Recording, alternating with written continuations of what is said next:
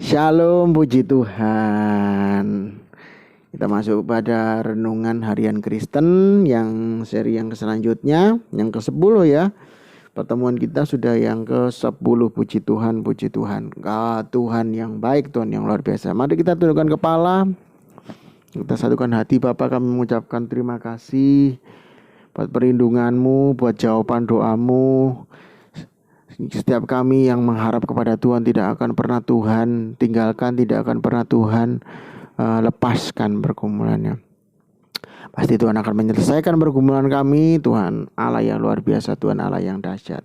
Puji Tuhan, puji Tuhan. Setiap kami yang mengalami pergumulan, kami percaya juga Tuhan akan selesaikan. Terima kasih buat pekerjaan Tuhan dalam pekerjaan Tuhan yang kecil yang Tuhan sudah kerjakan, maupun pekerjaan Tuhan yang mega proyek yang Tuhan langsung memulihkan kehidupan kami. Terima kasih Tuhan. Kami punya Tuhan Allah yang besar, Tuhan Allah yang dahsyat dalam hidup kami. Terima kasih di dalam nama Tuhan Yesus. Haleluya. Amin. Amin. Amin. Amin. Amin. Amin. Amin. Amin. Amin. Jadi kita membaca firman Tuhan hari ini yang terambil di dalam Yohanes 11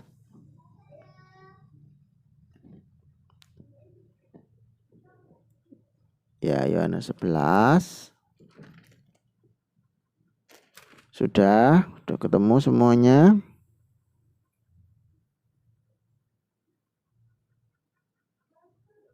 Ya. Di sini Yohanes 11 ayat yang ke-25. Jawab Yesus, "Akulah kebangkitan dan hidup. Barang siapa percaya kepadaku, ia akan hidup walaupun ia sudah apa? Mati." Ngeri enggak? Mati loh ini ya. Dan setiap orang yang hidup, yang percaya kepadaku tidak akan mati selama-lamanya. Percaya engkau akan hal ini? Nah, pertanyaan itu dipertanyakan kepada kita. Kalau kita membaca tentang, nanti tolong dibaca ya setelah renungan ini, Bapak Ibu bisa membaca, saudara-saudara, anak-anak muda semuanya, ayo harus bangkit imannya. Apalagi anak-anak muda ini punya masa depan jauh. Kalau orang bekerja kan, kalau orang yang sudah berumur, lulusan SMA, yang sudah kuliah, itu planningnya cuma hanya kerja yang tempat yang lebih baik dan tempat yang lebih baik selanjutnya, atau usahanya lebih baik. Cuman itu aja hal yang membaik. Tapi kalau anak-anak muda itu banyak pilihannya, sekolah macam-macam dan lain sebagainya. Harus punya iman, harus lebih besar daripada orang dewasa, karena pergumulannya itu macam-macam. Memilih sekolah, belum lagi sakit penyakit. Kalau kami yang sudah dewasa enggak milih sekolah, pekerjaan lebih baik lagi, income lebih baik. Cuman itu tok, income lebih baik, pemasukan lebih baik. Kalau anak muda, Anda harus benar-benar mengharap Tuhan, kepada Tuhan lebih sungguh-sungguh lagi. Nah, untuk sekolah, milih jurusan IPA, IPS, terus kemudian apa skill yang dibutuhkan, keterampilan apa. Aku ini minta apa ya Tuhan? Ya kamu minta apa, kata Tuhan. Aku pengennya itu pinter di studi. Ya itu juga harus dikerjakan, didoakan, digumuli, berdoa, berseru kepada Tuhan. Nanti nilai akademik itu bagus. Ada yang, Tuhan aku akademik jenuh. Aku tahu bakatku adalah aku pemain sepak bola atau apa, voli kayak atau apa, karate atau apa. Ya, itu juga digumuli. Jadi pilihannya anak muda ini banyak, karena masa depan kalian masih panjang. Ada banyak pilihan-pilihan yang harus diputuskan. Digumuli. Kadang-kadang situasi dan keadaan membuat kita mati, seperti yang dialami Lazarus. Seakan-akan masa depan suram. Nah, itu kita perlu Tuhan. Nah, kalau kita membaca ya, ini anak muda harus membaca ini biar imannya bangkit. Orang bapak-bapak, ibu-ibu yang dikasih oleh Tuhan juga membacanya. Jadi ini cerita tentang Lazarus. Lazarus pada waktu itu masih sakit. Ayat yang pertama dikatakan ada seseorang, Yohanes 11 ayat yang pertama. Ada seseorang yang sedang sakit. Ya, itu namanya Lazarus. Jadi pada waktu itu Lazarus sedang mengalami sakit penyakit. Tidak dijelaskan sakitnya apa, tapi jelas ini sakit yang keras, sakit yang parah. Nah, tapi pada waktu itu Tuhan menunda pelayanan untuk mendoakan Lazarus. Kalau kita bisa membaca di dalam Yohanes 11 ayat yang ke-6. Dia menunda sekitar 2 hari lagi. Dan beneran karena memang sakit keras dan Tuhan menunda 2 hari. Akhirnya Lazarus meninggal dunia. Dan sangat sedih sebenarnya. Bahkan Marta Maria juga mengalami hal yang sangat sedih. Dia berkata di Yohanes 11 sampai yang ke 23 dan 21-nya dikatakan seperti ini. Menghela nafas. Maka kata Marta kepada Yesus, Tuhan, sekiranya Engkau ada di sini, saudaraku pasti tidak mati. Tuhan sengaja menunda, tapi Marta mungkin gak mengetahui maksud Tuhan. Makanya dia hanya, aduh kok Tuhan datangnya gak cepet ya. Pertolongan Tuhan itu gak cepet ya. Nah, sehingga saudara saya itu jadi mati. Nah, tapi bagi Tuhan segala sesuatu yang kasep. Makanya kalau hari ini kita belum ditolong Tuhan, hari ini kita belum mendapatkan jamahan Tuhan, hari ini pergumulan demi pergumulan itu sulit menimpa kita, menghalangi kita, membebani kehidupan kita. Percayalah, sekalipun Tuhan menunda dan Tuhan tidak menyelamatkan, bukan Tuhan itu tidak campur tangan, enggak. Tuhan malah justru akan campur tangan. Tuhan akan menunjukkan ke mata dunia bahwa Dialah Tuhan yang sanggup memulihkan. Bagi manusia itu mustahil, tapi bagi Tuhan tidak ada yang mustahil. Amin. Kata firman Tuhan seperti ini. Jawab Yesus, Akulah kebangkitan dan hidup. Barang siapa percaya kepadaku, ia akan hidup walaupun ia sudah mati. Ya, jadi sekalipun itu mati, apapun yang kita alami, bagi manusia itu mati, tetapi bagi Tuhan, Tuhan katakan itu cuma hanya tertidur.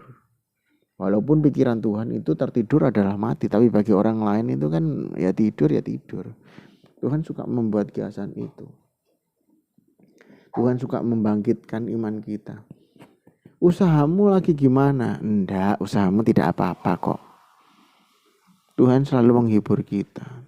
Bukankah Tuhan itu senantiasa ada dan selalu membisiki dalam hati nurani kita? Kita sudah hancur, keadaan kita sudah parah, sakit penyakit sudah parah. Tapi kata Tuhan gini, enggak apa-apa kamu. Keadaan yang begitu luar biasa, badai yang begitu luar biasa, Tuhan hanya bilang, enggak apa-apa. Kamu enggak masalah. Kamu masih bisa bangkit. Tuhan seringkali berkata seperti itu. Maka daripada itu iman kita harus percaya kepada Tuhan. Amin. Ya. Ayat yang ke-32 diulangi lagi. Setibanya Maria di tempat Yesus berada dan melihat dia, tersungkurlah ia di depan kakinya dan berkata, Tuhan, sekiranya Engkau ada di sini, saudaraku pasti tidak mati. 33, ketika Yesus melihat Maria menangis dan juga orang-orang Yahudi yang datang bersama dia, maka masygulah hatinya. Ia sangat terharu dan berkata, di manakah dia kamu baringkan? Jawab mereka, Tuhan marilah lihatlah. Maka menangislah Yesus dan Tuhan menangis. 36 kata orang-orang Yahudi, lihatlah betapa kasihannya mereka. Dan ayat yang selanjutnya 38 kita bisa melihat 38, 39 dan selanjutnya. Ketika waktu itu Tuhan sangat tersentuh. Kita yang berdoa, makanya penting sekali ya kita memohon kepada Tuhan. Memohon kepada Tuhan itu apa? Doa. Kadang Tuhan itu memproses kita lama. Tapi kalau kita memohon setiap waktu. Kita ada program baru berdoa bersama. Ikuti itu. Saya percaya iman kita akan bangkit. Kita nangis kepada Tuhan. Kita bersujud kepada Tuhan. Tuhan pasti nyatakan kuat kuasanya dalam hidup kita. Ya. Jadi firman Tuhan ini akhirnya Tuhan ternyuh. Tuhan ikut menangis. Padahal Tuhan juga sudah berpikir pasti akan menyembuhkan. Tuhan itu jauh sebelum kita berpikir. Tuhan sudah berpikir. Bukankah Tuhan itu maha tahu? Iya. Kenapa kita tidak pernah berpikir akan hikmat Tuhan? Berpikir pakai kacamatanya Tuhan. Kalau bagi manusia kita akan tidak bisa melihat. Tapi bagi Tuhan itu bisa melihat. Ke depannya kita seperti apa. Apa yang kita hadapi di depan. Tuhan tahu semuanya. Maka Tuhan datang ke kuburan itu. Terus kemudian dia berkata gini, angkat batu itu. Tuhan, jangan diangkat batunya. Nanti baunya itu semerbak. Karena ini baunya sudah busuk. Beberapa hari kan ya. Sudah dikubur juga. Tapi Tuhan katakan, sudah, gulingkan. Buka batunya. Buka pintunya yang terbuat dari batu itu. Kata firman Tuhan ini. Aku ingin menunjukkan kemuliaan Tuhan. Setelah diangkat batunya, maka Lazarus dipanggil oleh Tuhan. Loh, Pak, itu kan Pak Pendeta itu kan sudah mati. Itulah hebatnya Tuhan. Bagi manusia mustahil, bagi Tuhan tidak ada yang mustahil. Maka Tuhan itu tadi kan pertanyakan, adakah iman di dalam diri kita? Tuhan butuh iman untuk mengadakan mujizat. Kalau tidak ada iman, Tuhan tidak bisa melakukan mujizat. Iman timbul dari pendengaran. Pendengaran akan apa? Firman Tuhan. Ketika kita mendengar firman Tuhan, kita tidak akan fokus kepada masalah kita. Yang mengakibatkan lemah itu adalah apa? Kita melihat kenyataan melebihi dari iman kita. Lalu bagaimana yang harusnya? Kita harus lihat kehendak Tuhan, lihat pakai kacamatanya Tuhan, melihat sudut pandang iman kepada Tuhan daripada kenyataan. Loh, faktanya kan memang seperti ini. Lazarus juga mati. I know. Tapi Tuhan melebihi dari segala sesuatunya. Bukankah dia pencipta kehidupan? Bukankah dia yang mengadakan kehidupan? Bukankah dia yang mengambil kehidupan? Suka-suka Tuhan. Suka-sukamu Tuhan. Jadi bisa hidup, bisa mati, bisa sakit, bisa sembuh. Semuanya di tangan Tuhan, ya kan ya? Jadi kenapa kita tidak percayai, kita tidak mempercayakan kehidupan kita di dalam genggaman tangan Tuhan. Kita harus percaya akan kuat kuasa Tuhan. Dia adalah kebangkitan dan hidup. Yang sudah mati pun Tuhan bisa sanggup lakukan. Kita pernah ya, ada salah satu jemaat kita mungkin ya. Siapa ya, saya lupa. Tapi mengalami sudah koma. Itu denyut jantungnya sudah tutut.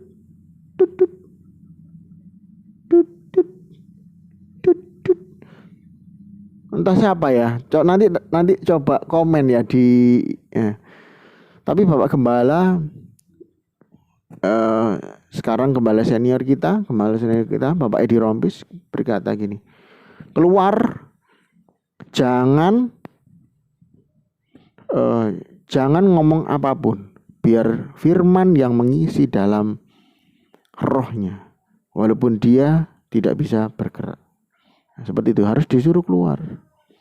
Kemudian berkata seperti ini, ayo, kalau Tuhan masih punya rencana dalam hidupmu, Tuhan pasti sembuhkan kamu. Tapi kalau Tuhan tidak berkehendak, engkau pasti mati. Jadi memang kehendak Tuhan. Kita harus pasrah kepada Tuhan. Orang tuanya nangis. Gimana ini Pak Edi Rompis? Nah, terus akhirnya seketika itu denyutnya mulai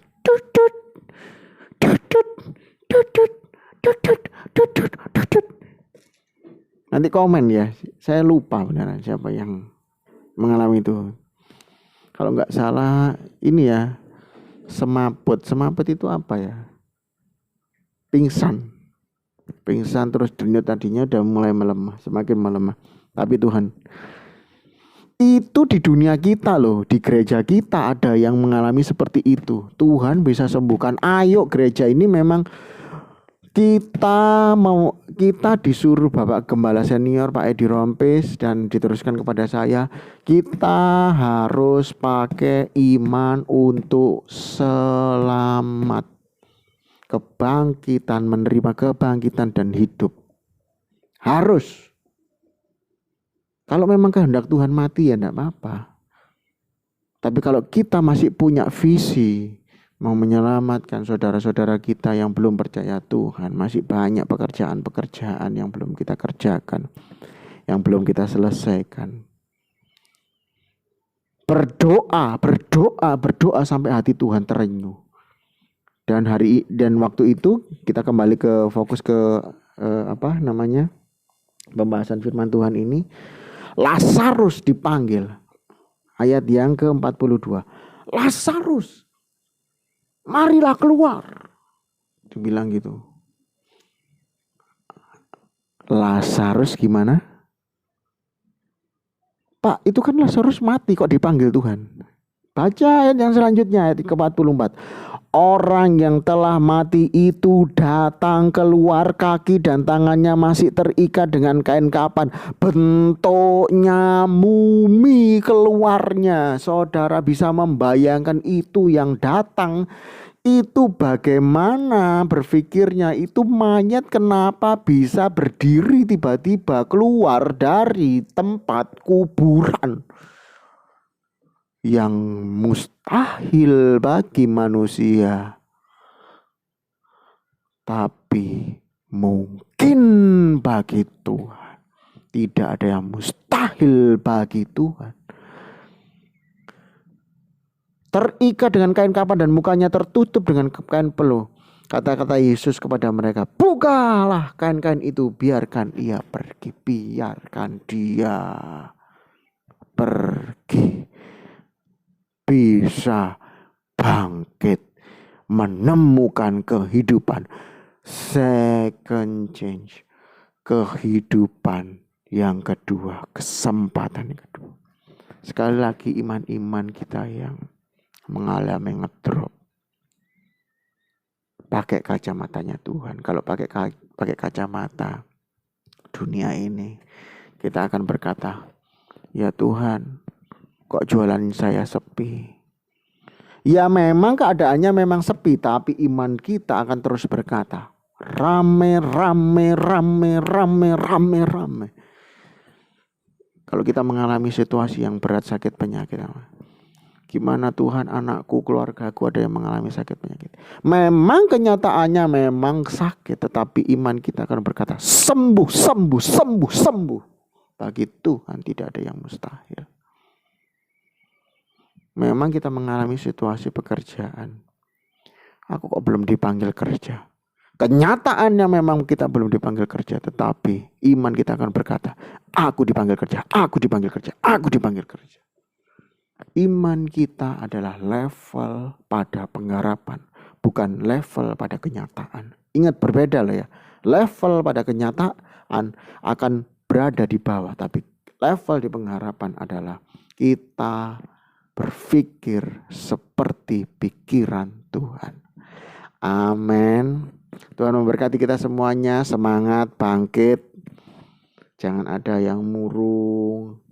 Baca lagi nanti ya ayat firman Tuhan ini. Tuhan sanggup membangkitkan apapun yang kita rasa itu mustahil. Amin. Bapak, kami mempercaya Tuhan, Lazarus saja bisa dibangkitkan. Kehidupan kami pun bisa dibangkitkan. Iman kami pun bisa kembali bangkit setelah mendengarkan kebenaran firman Tuhan ini. Terima kasih Tuhan buat kedahsyatan-Mu di dalam kehidupan kami. Tuhan, Kau nyatakan kuat kuasa-Mu dalam hidup kami. Kami pasti sembuh. Kami pasti pulih. Kami pasti mengalami suatu mujizat demi mujizat. Memang sengaja kami mengalami problem seperti ayat firman Tuhan di dalam Yohanes 11 ayat yang ke-6. Penyakit itu akan membawa kematian, tetapi akan menyatakan kemuliaan Allah. Sebab oleh penyakit itu anak Allah akan dimuliakan. Jadi Tuhan, kami percaya Tuhan, ini ada maksud dan rencana Tuhan. Tuhan akan nyatakan kemuliaannya. Setiap yang sakit, yang menjadi sembuh, hati kami akan bangkit, iman kami akan lebih mempercayai Tuhan, karena Tuhan akan dinyatakan, Tuhan akan dimuliakan, bahwa Tuhan itu sanggup menyembuhkan yang sakit, sanggup menyembuhkan semua pergumulan-pergumulan kita, ekonomi kah, situasi-situasi yang buruk, tekanan dari perusahaan, tekanan dari anak buah, semua problema yang kami alami hari ini, kami percaya kuasa Kristus mampu memerdekakan kehidupan kami. Iman kami bangkit, iman kami kuat di dalam nama Tuhan Yesus. Kami punya Allah yang luar biasa. Haleluya. Kita nyanyikan satu ya. Aku punya Tuhan yang besar, yang telah berjanji dan sanggup menggenapi imanku, bersepakat percaya kuasanya.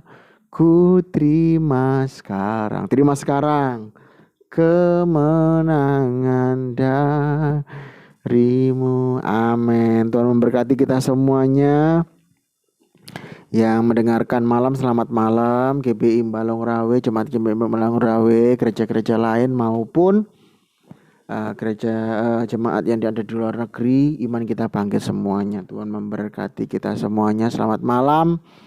Selamat pagi yang untuk doa pagi, selamat siang, selamat sore.